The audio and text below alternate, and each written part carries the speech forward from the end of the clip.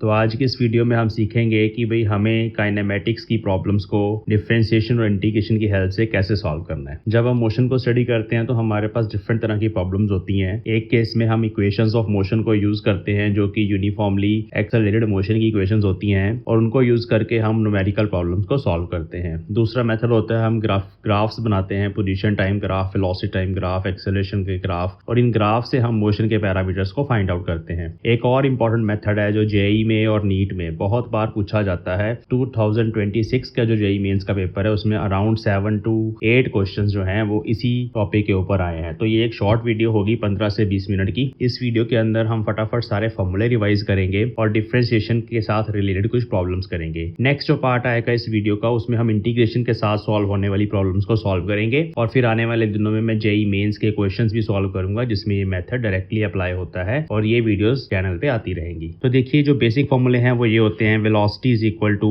Rate of change of displacement, v is equal to dx/dt। अब मतलब अगर आपको x दे दिया जाए, x क्या होती है? पार्टिकल की पोजीशन या ऑब्जेक्ट की पोजीशन। तो x आपको कैसे दिया जाएगा? As a function of time, time का फंक्शन होगा।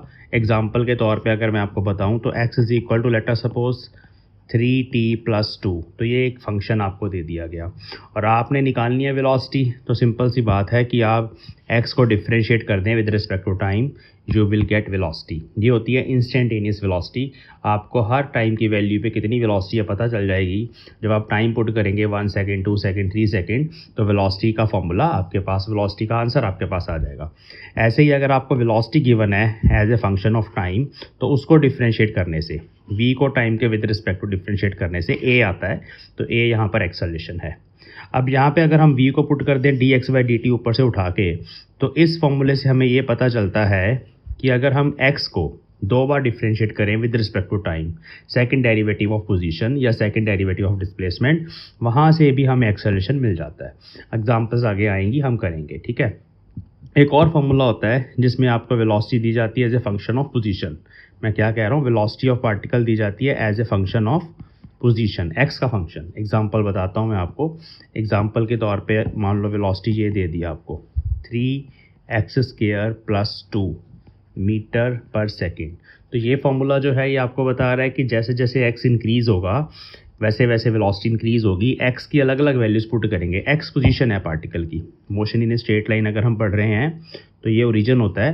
तो यहाँ से ओरिजिन से x का डिस्टेंस, x जो है वो है पॉइंट की ऑब्जेक्ट का डिस्टेंस। जैसे मान लो यहाँ है कार आपकी, तो ये हम ओरिजिन से ऐसे मेजर करेंगे तो पता चल जाएगा कि x की वैल्यू कितनी है। हो सकता है ये 2 मीटर हो, तो हम यहाँ पर x की वैल्यू 2 मीटर जब पुट करेंगे तो वो बता देगा कि उस पोजीशन पर, अब मैं टाइम की बात नहीं कर रहा, आपको ये फॉर्मूला बता देगा कि इस पर्टिकुलर x पे उस कार की वेलोसिटी कितनी है। तो v is equal to 3x² + 2। ये फॉर्मूला आपको हर किसी x की वैल्यू पर ऑब्जेक्ट या कार की वेलोसिटी बता रहा है। तो ये भी एक इंस्टेंट पोजीशन पे वेलोसिटी होती है।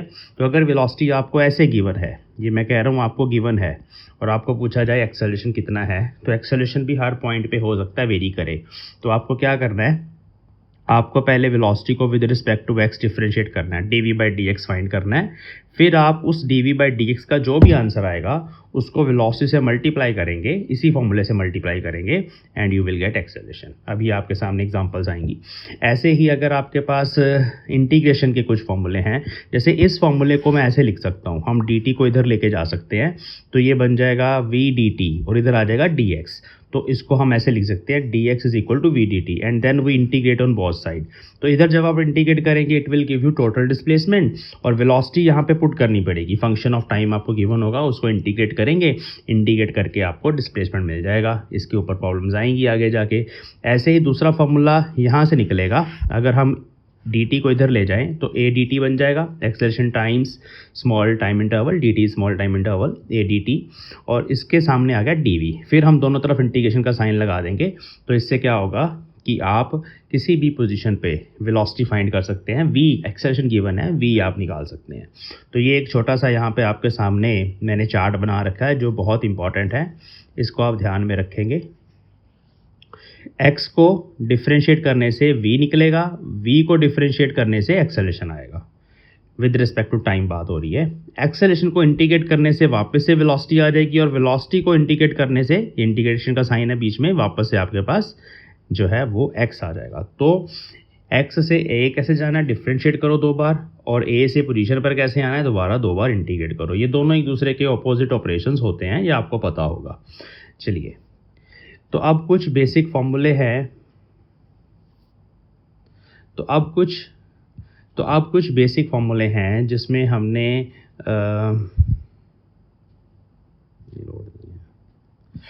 तो अब कुछ बेसिक फॉर्मूले हैं जो आपको डिफरेंशिएशन में अप्लाई करने आने चाहिए। आई होप आपको पहले से आते होंगे, लेकिन हम एक शॉर्ट रिवीजन दे देते हैं यहाँ पे।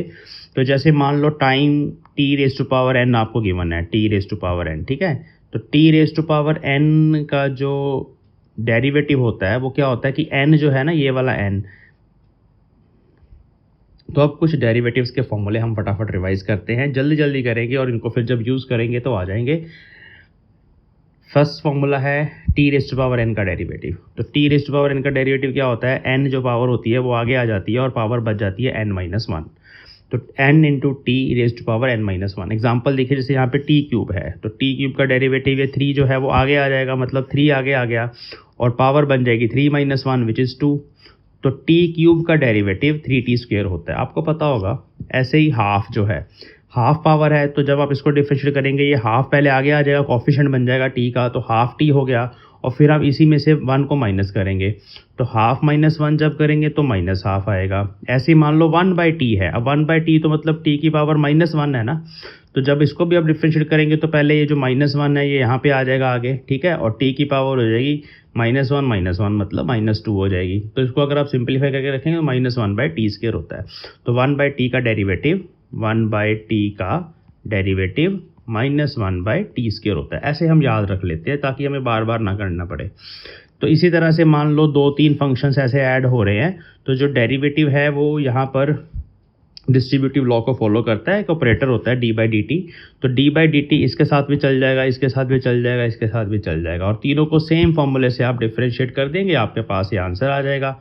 आप स्क्रीन को पॉज करके इसे सॉल्व करके देख सकते हैं। ऐसे ही अगर मान लो 2 अलग अलग पावर्स हैं, यहाँ पर भी डिस्ट्रीब्यूटिव लॉ लगा है, आप जब डिफरेंशिएट करेंगे ये दोनों पे एक्ट होगा और ये इस तरह से इक्वेशन आ जाएगी आपके। ओके, अब अगर आपके एक्सप्रेशन में जो आपको पोजीशन दी हुई है, x दिया हुआ है as a function of time, उसमें अगर कोई कांस्टेंट टर्म आ जाती है तो उस कांस्टेंट टर्म का डेरिवेटिव क्या होगा।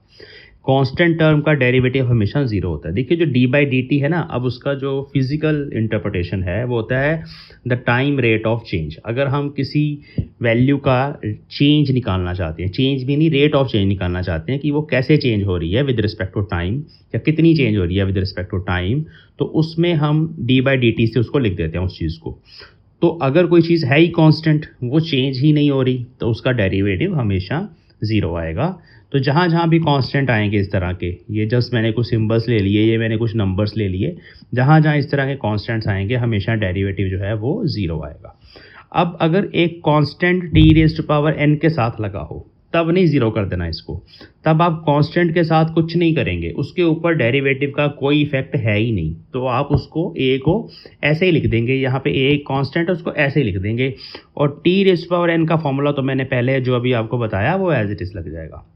अब आप वीडियो को पॉज कर लें और ये कुछ एग्जांपल्स, जैसे 3t³ को मैंने डिफरेंशिएट किया तो ये वाला 3 एज इट इज़ लगा हुआ है, और t³ का 3 आगे आ गया और 3t²। तो ये वाली एग्जांपल्स कुछ जो हैं वीडियो पॉज करके, ख़ास तौर पे इसको आप सॉल्व करिए, इसका आंसर मत देखिए, आप वीडियो पॉज करके इसका पहले सोल्यूशन निकालिए और फिर आप देखिए कि क्या आंसर मैच हो रहा है।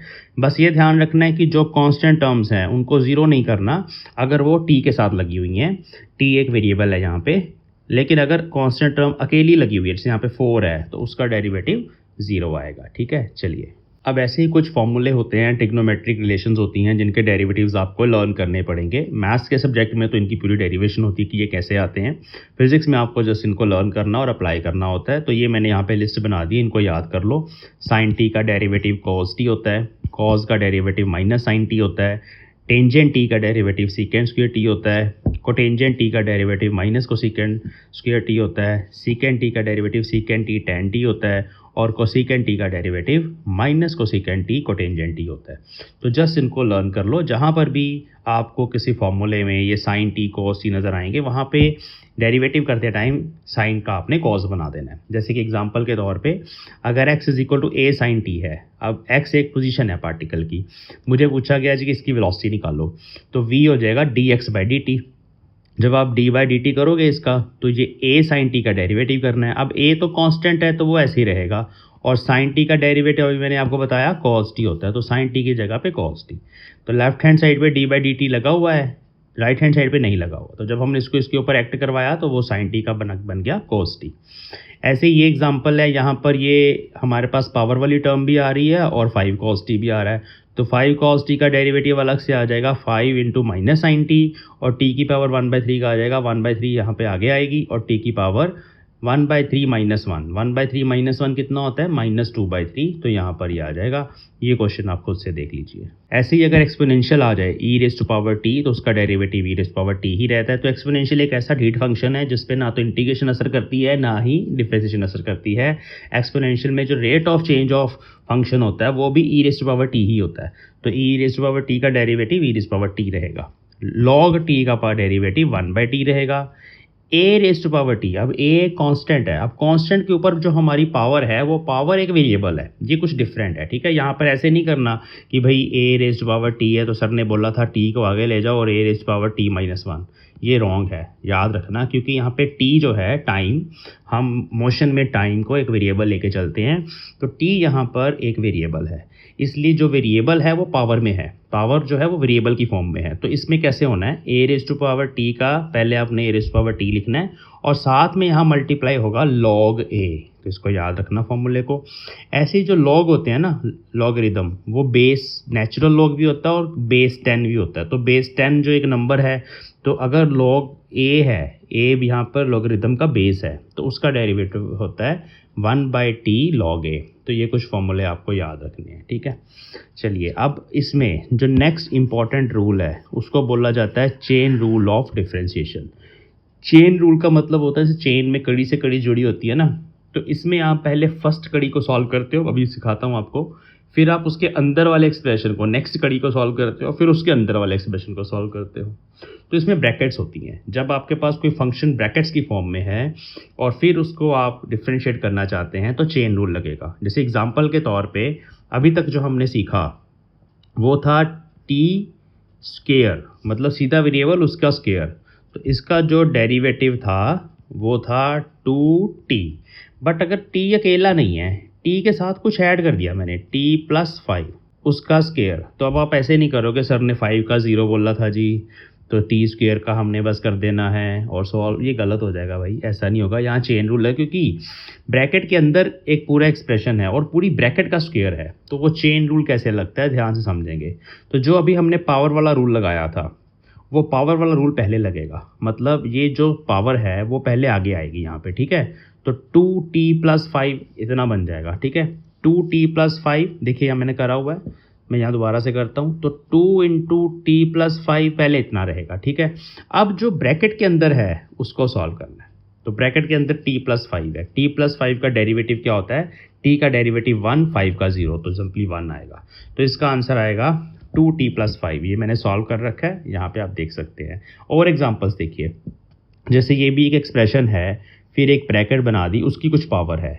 अब जैसे साइन टी बताया था, तो साइन टी का डेरिवेटिव कॉस टी था, लेकिन अब साइन टी अकेला नहीं है, जो एंगल है ब्रैकेट के अंदर वो अपने आप में एक एक्सप्रेशन है, वो अपने आप में एक अलजेब्रिक एक्सप्रेशन है, तो वो 2t+5 है। तो जब आप साइन को 2t+5 पे करोगे, मतलब इसका जब आप डेरिवेटिव करोगे, तो पहले आपने क्या करना है, पहले आपने साइन को as a full function treat करना है, मतलब आप पहले लिख देंगे कॉज ऑफ 2t+5। अब अभी कहानी खत्म नहीं हुई, अभी जो ब्रैकेट के अंदर है एंगल उसको फिर से डिफरेंशिएट करना और यहाँ मल्टीप्लाई करना आंसर के साथ, तो 2t+5 का डेरिवेटिव 2 आएगा, जो अभी पीछे अभी रूल सीखे थे हमने। 2 कांस्टेंट है, t का डेरिवेटिव 1, t की पावर 1 जो होती है ना, तो 1 आगे आ जाता है और t की पावर 1 - 1 0, तो t का डेरिवेटिव 1, और 5 का डेरिवेटिव 0। तो इस तरह से चेन रूल लगता है। यहाँ पे मैंने कुछ एग्जांपल सॉल्व करी हुई हैं, आप वीडियो पॉज करके इनको सॉल्व करिए, आपको बहुत सारी वर्कशीट्स मिल जाएंगी। कोई बुक है आपके पास, एस अरोड़ा, प्रदीप, या कोई भी बुक जो आपके पास जेई के लिए है, आप उसमें देखेंगे फर्स्ट चैप्टर मैथमेटिकल टूल्स का होता है, उसमें काफ़ी एग्जांपल्स आपको मिल जाएंगे। ये भी एग्जांपल्स देखिए मैंने सॉल्व कर रखी है। साइन के अंदर log t है, तो पहले साइन log t का बन जाएगा cos log t। अब log t को फिर से डिफ्रेंशिएट करना है, तो वो 1/t बताया था फॉर्मूला, तो इसलिए 1/t यहाँ पे मल्टीप्लाई हो गया, तो ये आंसर आ गया। तो ये सारी एग्जाम्पल्स आप एक बार वीडियो पॉज करके गो थ्रू हो जाइए। अब नेक्स्ट जो काइंड आ सकती है, जो हमें प्रॉब्लम्स में यूज़ करना पड़ सकता है, वो होता है कि हमें किसी और वेरिएबल के विद रिस्पेक्ट टू डिफरेंशिएट करना पड़ता है। तो इस केस में आपको फंक्शन तो टाइम का ही गिवन होगा, लेकिन आपको बोला जाएगा कि नहीं, इसको आप with respect to y differentiate करें, क्योंकि हो सकता है कि ये जो एक्स जो है, जो टाइम के चेंज होने से जो एक्स कोऑर्डिनेट चेंज हो रहा है पार्टिकल का, उसके चेंज होने से वाई भी चेंज हो रहा हो। तो हमें देखना है कि with respect to y x कैसे चेंज हो रहा है। तो ये कुछ फिजिकल प्रॉब्लम होती है, अगर नहीं भी समझे तो अभी सिर्फ इस मैथ्स पे ध्यान दीजिए। तो यहाँ पर x जो है वो t⁻³ + 5t+3 कुछ फंक्शन दिया हुआ है, x as a position, x as a function of time. हमने निकालना है dx/dy। अब पहले निकाल रहे थे dx/dt, तो बड़ा आसान था, यहाँ भी आसान ही है। हम क्या करेंगे, अब ट्रिक यूज़ करेंगे कि हम dx/dy को ऐसे लिखेंगे, यहाँ हम dt से डिवाइड करेंगे और dt से मल्टीप्लाई करेंगे। तो dx/dt तो आप इसका निकाल ही सकते हो सीधा सीधा, जो अभी हम निकाल चुके हैं पहले, 3t² + 5 आएगा। और साथ में ये जो dt/dy है वो एज इट इज़ चलेगा। अब नीचे से आप dy काट भी सकते हैं, तो यहाँ से पता चल जाता है कि जो चेंज आएगा x में वो विद रिस्पेक्ट टू t इतना आएगा। तो dx/dy कई बार निकालना पड़ता है, तो जस्ट आपने dt और dt से मल्टीप्लाई और डिवाइड करना है। जैसे ये है y = sin x। अब sin x का फंक्शन है, लेकिन आपको बोल रहा है जी dy/dt निकालो, तो आप क्या करेंगे, आप पहले sin x का सीधा डेरिवेटिव लिख देंगे cos x, और फिर जो x है, चेन रूल भी बोल सकते हैं इसको, उस x को फिर से डिफरेंशिएट करेंगे, तो उसको लिखेंगे dx/dt, क्योंकि वो x with respect to time change हो रहा है।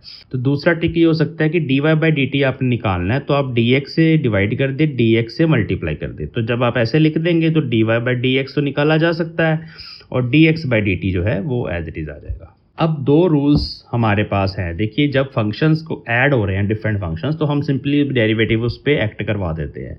लेकिन जब दो फंक्शंस जो जिनको डिफरेंशिएट करना है वो मल्टीप्लाई हो रहे हैं या वो डिवाइड हो रहे हैं, तब वहाँ पर प्रोडक्ट रूल और क्वोशिएंट रूल, ये दो रूल्स लगते हैं डेरिवेटिव के।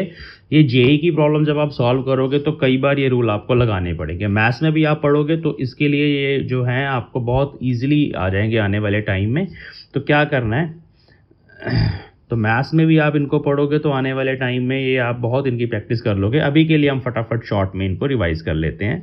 तो मान लो दो फंक्शन है u एंड v, जैसे यहाँ पर एक t³ है और एक sin t है। ये वही दो फंक्शन है जिनकी फॉर्मूले हमने पीछे लर्न किए थे। तो इन दोनों फंक्शंस में क्या करना, हमने t³ को मान लिया u और sin t को मान लिया v, और पहले फॉर्मूला समझेंगे। तो फॉर्मूला क्या होता है, फर्स्ट फंक्शन, जिसको मर्जी फर्स्ट मान लो, जिसको मर्जी सेकंड मान लो यहाँ पे। तो फॉर्मूला क्या होता है, first function as it is derivative of second, ठीक है। u को हमने ऐसे लिखा, v का डेरिवेटिव प्लस लगाना है, फिर v को एज इट इज़ लिखा और u का डेरिवेटिव ऐसे लिखना है। First function derivative of second plus second function derivative of first, ऐसे। जैसे यहाँ पे t³ था, तो यहाँ पे पहले हमने फर्स्ट फंक्शन t³ को एज इट इज़ लिख लिया t³, और sin t का डेरिवेटिव हमने लिख दिया cos t, प्लस अब सेकंड फंक्शन sin t हमने एज इट इज़ लिख दिया, और डेरिवेटिव करना है फर्स्ट का, तो वो t³ का डेरिवेटिव 3t² यहाँ पे मल्टीप्लाई हो गया। तो आई होप आपको ये एग्जांपल समझ आई है। सेकंड वाली एग्जांपल भी ऐसी है, √x और log(x), तो अलग अलग फंक्शंस हैं। यहाँ पे प्रोडक्ट रूल लगेगा, पहले फर्स्ट लिखेंगे डेरिवेटिव ऑफ सेकंड, फिर हम सेकंड लिखेंगे डेरिवेटिव ऑफ फर्स्ट। तो आप वीडियो पॉज करके इसको सॉल्व करेंगे, हो जाएगा। अब इस एग्जाम्पल में चेन रूल और प्रोडक्ट रूल दोनों लगेंगे। तो यहाँ पर एक ब्रैकेट है, इस ब्रैकेट को पहले हमने एज इट इज़ लिखा, डेरिवेटिव ऑफ tan x किया, फिर tan x को एज इट इज़ लिखा, और डेरिवेटिव ऑफ फर्स्ट ब्रैकेट जो भी सॉल्व होके आएगा वो हमने किया। ऐसे मान लो 3 फंक्शंस हैं, यहाँ तो 2 थे, अगर 3 डिफरेंट फंक्शंस मल्टीप्लाई हो रहे हैं तो भी ऐसे ही करना है। पहले आपने 2 को एज इट इज़ लिख लेना है और डेरिवेटिव आप कर देंगे तीसरे का, फिर आप उल्टा करेंगे, किन्हीं और 2 को एज इट इज़ लिख लेंगे और जो बच गया बीच वाला उसका डेरिवेटिव, फिर आप तीसरे का डेरिवेटिव करोगे u का और उन दोनों को एज इट इज़। तो ये ऐसे ही एक्सटेंड होता रहता है, जितने मर्जी फंक्शंस मल्टीप्लाई हो रहे हों तो ये रूल इस तरह से लग जाता है, ये प्रोडक्ट रूल है। अब लास्ट रूल जो है हमारा वो है क्वोशिएंट रूल। तो क्वोशिएंट रूल का फॉर्मूला भी याद करना है। अब u इंटू वी की बजाय u डिवाइडेड बाई वी है, u बाई वी है। तो जब आप यहाँ पर y को डिफ्रेंशिएट करेंगे तो ये कैसे होता है, इसमें आपने जो नीचे वाला फंक्शन है पहले v, उसका स्क्वायर लिखना है डिनोमिनेटर में। फिर आपने न्यूमिनेटर में क्या करना है, जो डिनोमिनेटर था v उसको एज इट इज़ लिखा और न्यूमिनेटर का डेरिवेटिव माइनस साइन आएगा यहाँ, u एज इट इज़ और डेरिवेटिव ऑफ v। तो ये भी एक सिंपल सा फॉर्मूला है, इसको आप याद कर लेंगे और अप्लाई करते हैं अभी हम। जैसे यहाँ पर है हमारे पास sine x by x square. अब यहाँ पर आप दोनों रूल्स लगा सकते हो, प्रोडक्ट रूल भी लगा सकते हो और आप यहाँ पर क्वोशिएंट वाला भी लगा सकते हो। तो कैसे, अगर प्रोडक्ट रूल लगाना है तो आप 1/x स्क्वायर अलग लिख लो, साइन एक्स अलग लिख लो और फिर उसको सॉल्व कर लो। यहाँ पर भी ऐसे ही है, एक्स क्यूब है और 2 + x है, तो आप एक्स क्यूब अलग लिख लो, 2 + x जो नीचे है उसको जब आप ऊपर लेके जाओगे तो पावर -1 आएगी। तो इन दोनों को आप सॉल्व करके आंसर कमेंट सेक्शन में लिख सकते हैं। यहाँ पर एक एग्जांपल मैंने सॉल्व करी हुई है, sin t/t²। सेम यही है, यही वाला फंक्शन है, लेकिन मैंने इसको करा है क्वोशिएंट रूल के साथ। तो आप क्या करेंगे, नीचे वाले t² का स्क्वायर करेंगे, t की पावर 4, फिर आप t² को एज इट इज़ लिखेंगे, फिर आप sin t का डेरिवेटिव करेंगे cos t minus sine t as it is ऊपर वाला जो फंक्शन था, फिर नीचे वाले का डेरिवेटिव विच इज़ 2t। तो जब आप थोड़ा सिंप्लीफाई करेंगे तो ये आंसर आ जाएगा। ये प्रॉब्लम्स आप वीडियो को पॉज करके साथ साथ सॉल्व करेंगे, आपकी प्रैक्टिस हो जाएगी। ठीक है जी। अब हम कुछ काइनेमेटिक्स की प्रॉब्लम्स जो बेसिक वाली हैं उनको इनमें डिस्कस करेंगे इस लेक्चर में। फिर नेक्स्ट वीडियो में हम इंटीग्रेशन के फॉर्मूले और कुछ प्रॉब्लम्स करेंगे। तो इस वीडियो में हम वो प्रॉब्लम्स करेंगे जो आम तौर पर आपको सभी बुक्स में मिल जाएंगी। ये बेसिक प्रॉब्लम्स होती हैं जो इस टॉपिक की प्रैक्टिस करते टाइम आपको सॉल्व करनी है। फिर नेक्स्ट एक वीडियो आएगी जिसमें मैं जेईई मेंस के पिछले 2-3 सालों में इस पर्टिकुलर मेथड के ऊपर जितने भी क्वेश्चंस आए हैं वो सारे करवा दूंगा। ठीक है, तो पहले हम 2026 के करेंगे, फिर नेक्स्ट किसी वीडियो में 2025 के करेंगे, इस तरह से हम करेंगे। तो आज की इस वीडियो में हम कुछ बेसिक वाली प्रॉब्लम्स को लर्न करते हैं। फिर आपने क्या करना है, जो भी बुक आपके पास है, चाहे प्रदीप है, SL अरोड़ा है, SC वर्मा है, कोई भी बुक है, उसमें आपको इस तरह के क्वेश्चन मिलेंगे एक्सरसाइज के अंदर। उन क्वेश्चंस की आप प्रैक्टिस करिए। एक बार जब आप खुद से सॉल्व करते हैं तभी आप किसी मेथड को अच्छे से सीख पाते हैं। तो चलिए, फर्स्ट क्वेश्चन है, एक कार है, वो कार एक्स एक्सिस के अलॉन्ग जा रही है, मोशन इन स्ट्रेट लाइन। उसकी पोजीशन दे रखी है as a function of time. तो एक्स दे रखा है 3t² + t। तो t टाइम जो यहाँ पे चल रहा है वो सेकंड्स के अंदर दिया गया है और पोजीशन मीटर में दी गई है। हमें निकालनी है कार की एवरेज वेलोसिटी 2 से लेके 3 सेकंड के बीच में। तो जब एवरेज वेलोसिटी निकालनी है उसका फॉर्मूला होता है final position minus initial position upon time interval. तो यहाँ पर आपको डिफरेंशिएट करने की ज़रूरत नहीं है कि एवरेज वेलोसिटी निकालनी है। तो इसके लिए हमें क्या करना है, हमें पहले x1 निकालना है। तो x1 मतलब जब टाइम की वैल्यू 2 सेकेंड्स थी तब पोजीशन कितनी थी। तो हम क्या करेंगे, हम इसी फंक्शन में t की जगह, देखो t² की जगह 2 का स्क्वायर हो गया, t की जगह 2 हो गया, हमने इस फंक्शन में t की जगह 2 पुट कर दिया, तो वो आ गई इनिशियल पोजीशन x1। ऐसे ही फिर हमने t की जगह यहाँ पर 3 पुट करना है, तो सेकंड जो आपका आंसर आएगा वो आएगा 30 मीटर, x2। फॉर्मूले में पुट करना है 30 - 14 और नीचे टाइम इंटरवल 2 से लेके 3 सेकंड के बीच में 3 - 2 करेंगे तो 1 सेकंड। तो 16 मीटर पर सेकंड एवरेज वेलोसिटी है। एवरेज वेलोसिटी के लिए आपको टोटल डिस्प्लेसमेंट चाहिए होता है और टोटल टाइम इंटरवल चाहिए होता है। इंस्टेंटेनियस वेलोसिटी के लिए हम इसको डिफ्रेंशिएट करते हैं। तो इंस्टेंटेनियस वेलोसिटी हम भी मैं यहाँ पे सॉल्व कर देता हूँ, वो कैसे निकलेगी। तो उस केस में आपको क्या करना है, v निकालना है विच इज़ dx/dt। तो जस्ट आप x को डिफ्रेंशिएट करेंगे तो ये आएगा d/dt of 3t² + t। Solve करेंगे 2 आगे आ जाएगा, 6t बन जाएगा, 2 - 1 1 रहेगा, प्लस t का डेरिवेटिव हमारे पास 1 आएगा। मीटर पर सेकंड साथ में लिखना है, ये इसका यूनिट है, इसको ब्रैकेट में लिखना है। तो 6t + 1 मीटर पर सेकंड, ये टाइम का फंक्शन आ गया। अब अगर आपको 1 सेकंड पे वेलोसिटी देखनी है तो यहाँ आप t को 1 सेकंड पुट कर दो तो वेलोसिटी आ जाएगी 1 सेकंड पे। ऐसे t को 2 सेकंड पुट कर दो, वेलोसिटी आ जाएगी 2 सेकंड पे। तो इस तरह से अलग अलग टाइम इंटरवल पे, इवन आप 1.0002 भी पुट करेंगे ना, मतलब इतना स्मॉल इंटरवल भी टाइम का पुट करेंगे तो उस पर्टिकुलर टाइम इंस्टेंट पे भी आपको वेलोसिटी मिल जाएगी। इसलिए जो v का फॉर्मूला है dx/dt, it gives you instantaneous velocity. तो यहाँ पे मैंने वही निकाल लिया, find the velocity of car eight t = 4 second. तो ये आपके सामने है। अब एक बड़ा इंटरेस्टिंग इसमें पॉइंट होता है, find the time when velocity become zero. मतलब जब कार आपकी रुक गई वो टाइम कौन सा है। तो वेलोसिटी जो आप ये आपने फाइंड करी है 6t+1 इंस्टेंट इन वेलोसिटी, उसको आप इक्वल टू जीरो कर दो तो t इज इक्वल टू -1/6 आ गया। मतलब टाइम आपका नेगेटिव आ गया, -1/6 सेकेंड। तो मतलब ये पॉसिबल ही नहीं है इस पर्टिकुलर सिचुएशन में। अगर यहाँ पे वेलोसिटी का फॉर्मूले में माइनस होता है ना, ये पहचान आप रख लो। मान लो कुछ इस तरह का फॉर्मूला है 6t -1 6t² -2, इस तरह का कोई फॉर्मूला है, तब वो टाइम होता है जहाँ पे वेलोसिटी जीरो होती है और कार रुकती है। क्योंकि जब आप इसको जीरो को पुट करोगे 6t -1 को जब आप जीरो पुट करोगे तो t कितना आ जाएगा 1/6 सेकंड आएगा, जो कि एक पॉजिटिव नंबर है। तो 1/6 सेकंड पे कार रुकी है पता चलता है। लेकिन हमारा जो क्वेश्चन गिवन था उसमें माइनस नहीं प्लस था, तो जब आप इसको जीरो कर रहे हो तो टाइम ही नेगेटिव हो गया, विच इज़ नॉट पॉसिबल। तो इसलिए इस तरह से करना है। फाइंड एक्सेलरेशन ऑफ कार, अब कार का एक्सेलरेशन निकालना है तो 6t+1 जो वेलोसिटी है उसको फिर से डिफरेंशिएट करेंगे जो अभी मैंने फॉर्मूले बताए, और डिफरेंशिएट करके आंसर आ जाएगा 6 मीटर/सेकंड स्क्वायर। अब एक्सेलरेशन का यूनिट लिखना ज़रूरी है, मीटर/सेकंड स्क्वायर। चलिए नेक्स्ट एग्जांपल देखिए, बड़ी इंटरेस्टिंग है। इसमें आपको टाइम दे दिया as a function of position. एक कार है वो स्ट्रेट लाइन में ही चल रही है, पार्टिकल है स्ट्रेट लाइन में ही चल रहा है, लेकिन t as a function of x दे दिया और पूछा डिस्प्लेसमेंट निकाल लो पार्टिकल का जब इसकी वेलोसिटी जीरो हुई तब कितना डिस्प्लेसमेंट हुआ। तो पहले इस तरह की इक्वेशन को आप थोड़ा सा ना रीअरेंज करेंगे। आपको x चाहिए होता है as a function of time, तो आप ऐसे लिख सकते हैं ये 3 जो है इधर चला गया, t-3 रूट का आपने स्केयरिंग ऑन बोथ साइड कर दी तो बन गया x is equal to t-3 का होल स्क्वायर। अब आप इसको पॉज कर लें और क्वेश्चन को सॉल्व करें। सोल्यूशन आपके सामने है, मत देखिए, बट इसको सॉल्व करने का कोशिश करिए। तो देखिए पहले इसमें चेन रूल लगेगा, 2 आपका आगे आएगा, t-1 की पावर 1 t-3 की पावर 1 बन जाएगी, फिर साथ में t का डेरिवेटिव 1 मल्टीप्लाई होगा तो वेलोसिटी आएगी 2t-6। अब वेलोसिटी को जीरो पुट करना है क्योंकि उसने बोला है कि जब कार रुकी तब डिस्प्लेसमेंट कितना था। तो पहले हमने कार को रोकना है। कार रोकनी कैसे है, हर बार v को उसकी वेलोसिटी के एक्सप्रेशन को इक्वल टू जीरो करके। तो हमने वेलोसिटी को इक्वल टू जीरो करा, 2t-6 को जब आपने जीरो करा तो t आ गया 3 सेकेंड्स। मुझे पता लगा कि स्टार्ट होने के 3 सेकेंड बाद कार हमारी रुक गई थी, तो वो डिस्प्लेसमेंट कितना था उस टाइम पर। तो इसी t को जो कि 3 सेकेंड आया उसको यहाँ पे पुट करना है, तो x पता चल जाएगा कि उस टाइम पे पोजीशन कितनी थी।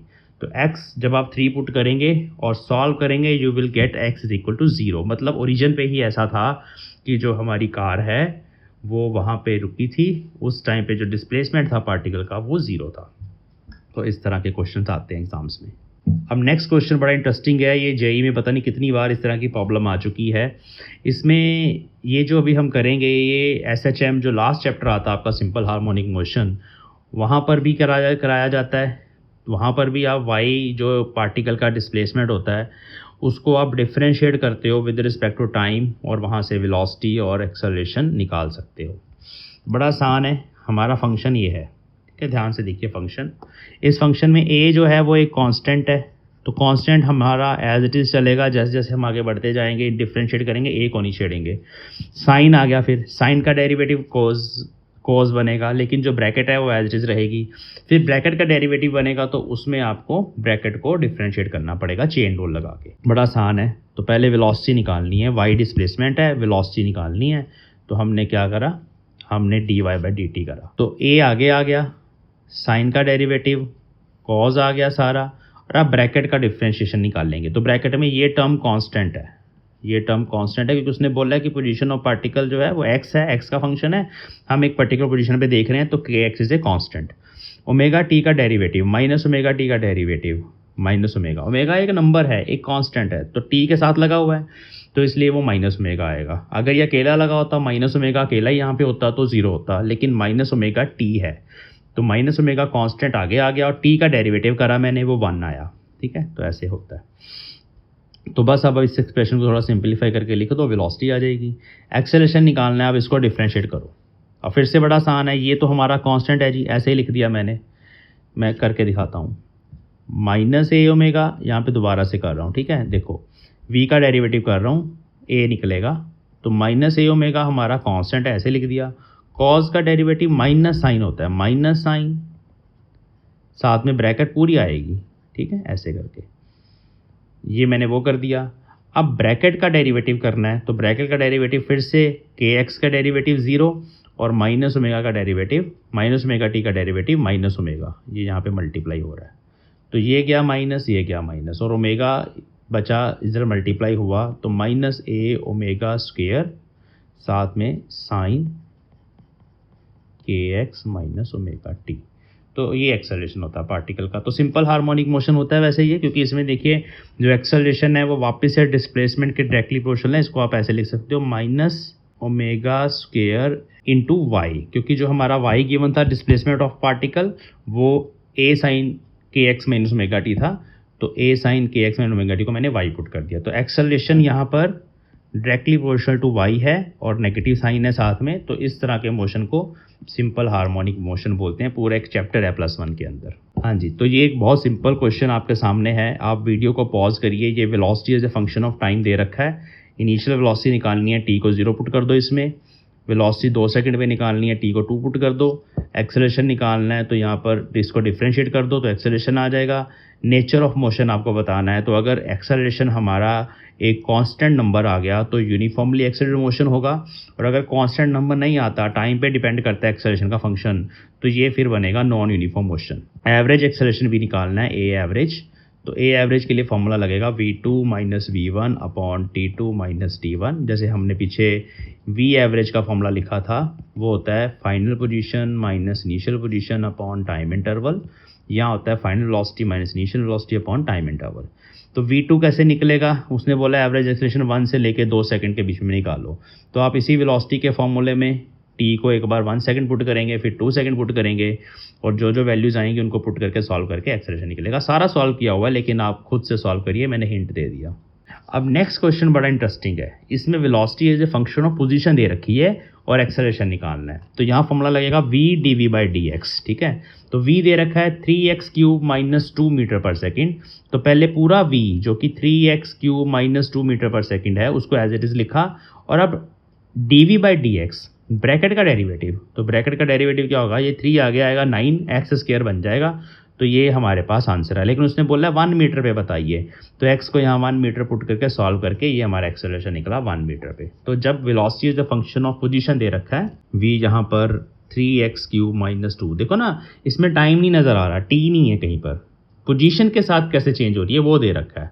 तो अगर टाइम नहीं है, पोजीशन का फंक्शन है, तो फिर एक्सेलरेशन निकालने के लिए v dv/dx लगाना है, इसको याद रखना है बस, ठीक है। सिंपल है ये क्वेश्चन सेम इसी तरह का है, ये खुद से भी सॉल्व कर सकते हैं। वीडियो पॉज करके नीचे सोल्यूशन दे रखा है, पर आप खुद से सॉल्व करिए। चलिए, तो नेक्स्ट क्वेश्चन जो है वो जेईई मेंस में से हमने लिया है। तो इसमें हमें एक ऑब्जेक्ट दे दिया जो कि स्ट्रेट लाइन मोशन के अंदर है, उसकी पोजीशन दे रखी है, टाइम के साथ कैसे चेंज हो रही है। तो ये एक फंक्शन दे दिया, फिर से टी दे दिया आपको, time as a function of x ax² plus bx।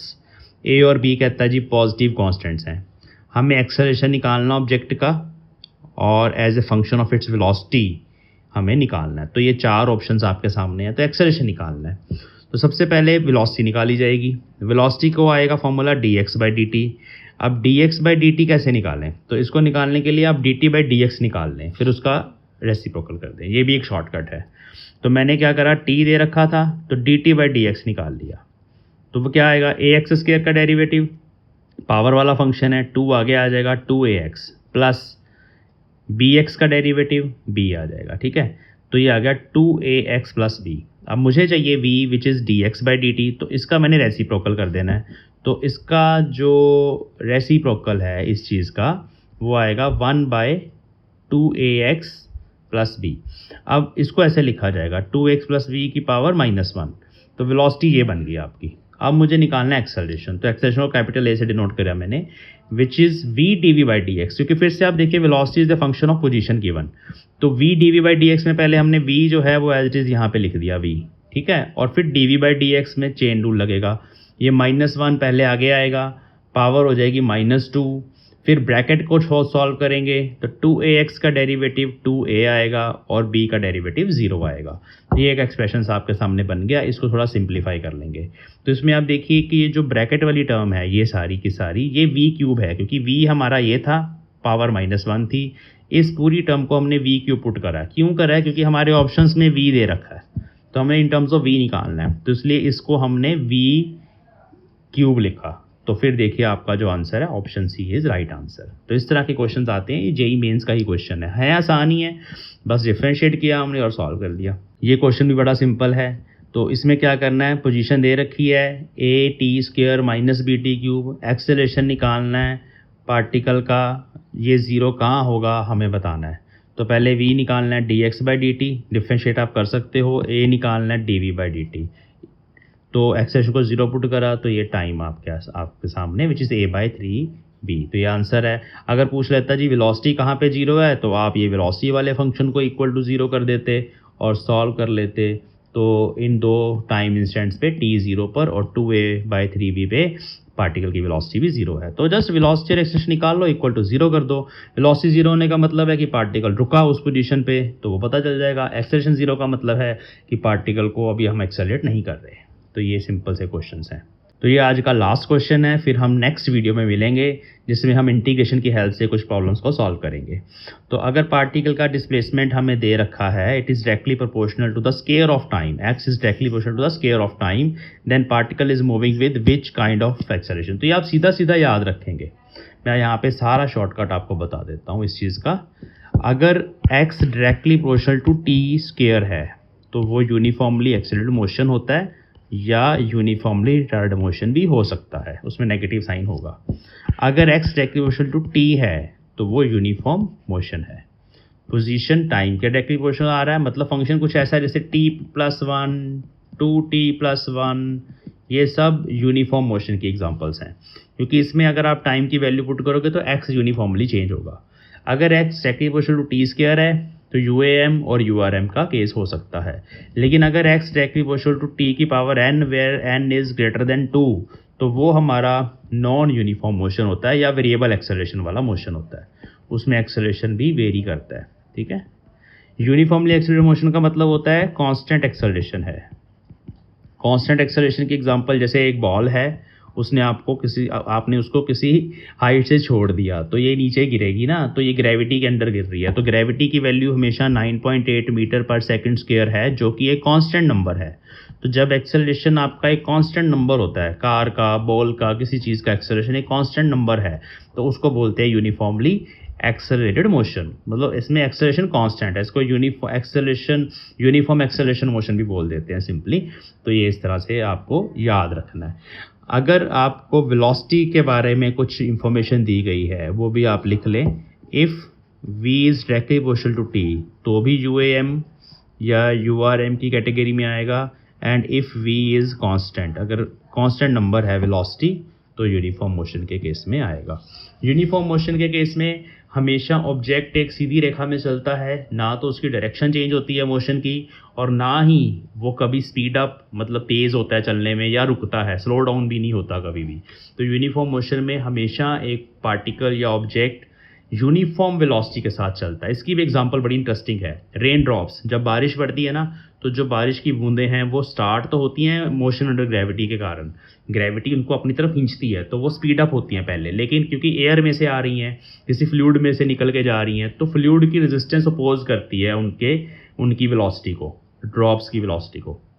तो एक पॉइंट ऐसा आता है जहाँ पर वेलोसिटी जो है रेन ड्रॉप्स की वो कांस्टेंट हो जाती है, उसके बाद वेलोसिटी हमेशा कांस्टेंट रहती है और सीधी रेखा में आएगी रेन ड्रॉप अगर कोई हवा वगैरह नहीं चल रही तो ये एक बेस्ट एग्जांपल है। उस कांस्टेंट वेलोसिटी को टर्मिनल वेलोसिटी बोला जाता है। तो ये एक बेस्ट एग्जांपल है जिसमें हमारी ऑब्जेक्ट का जो मोशन होता है वो यूनिफॉर्म मोशन होता है।